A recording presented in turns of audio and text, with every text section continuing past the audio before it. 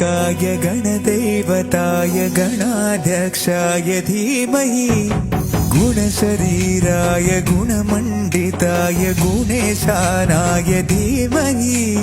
गुणातीताय गुणाधीशाय गुणप्रविष्टाय धीमहि